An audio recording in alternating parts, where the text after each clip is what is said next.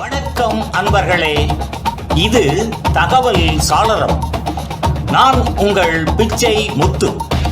தகவல் சாளரம் வழங்கும் போர்களின் பிடியில் பூமியின் மடி. மத்திய கிழக்கு நாடுகளில் இன்றும் தொடரும் இக்கட்டான போர்களின் வரலாற்று தொடரில் இதோ வருகின்றது இன்றைய காணொளி. புத்தன் வந்த திசையிலே புனித காந்தி மண்ணிலே.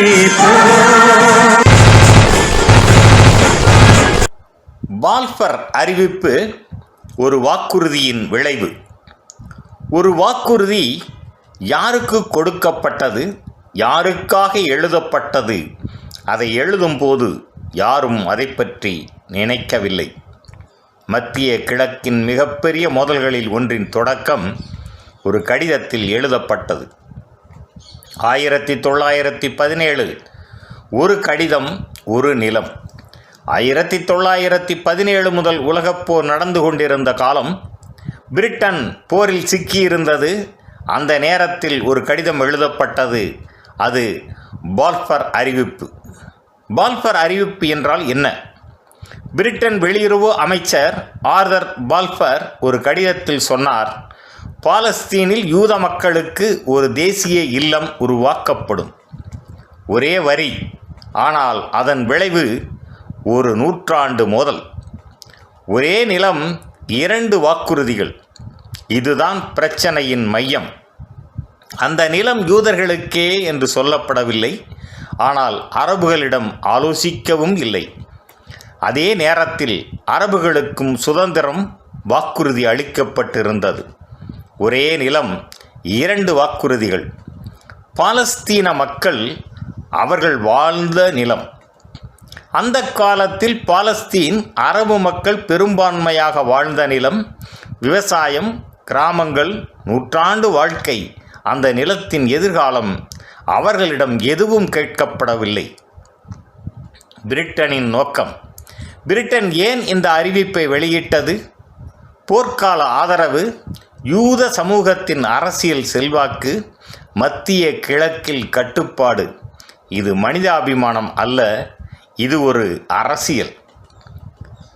யூதர்கள் இடம்பெயர்வு, புதிய மாற்றம்.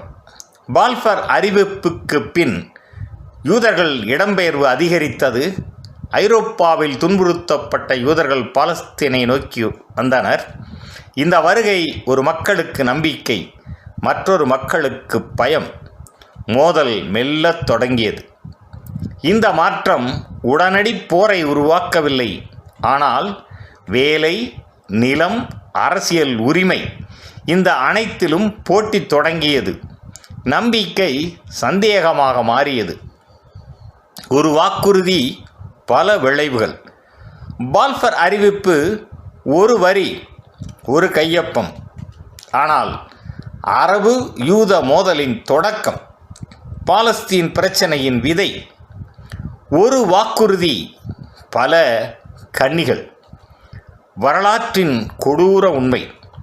இந்த அறிவிப்பு ஒரு போர் என்று எழுதப்படவில்லை, ஆனால் அந்த போர்களை உருவாக்கும் ஆதாரமாக இருந்தது. வாக்குறுதிகள் நிறைவேற்றப்படாவிட்டால் அவை ஆயுதமாக மாறும். நிறைவாக, பால்ஃபர் அறிவிப்பு ஒரு கடிதம் அல்ல, ஒரு திருப்புமுனை. அந்த திருப்பம் மத்திய கிழக்கை என்றென்றும் மாற்றியது. நன்று நண்பர்களே, இந்த தொடரின் பிறிதொரு காணொளியில் மீண்டும் சந்திப்போம். நன்றி, வணக்கம். புதியதோர் உலகம் செய்வோம், கெட்ட போரிடம்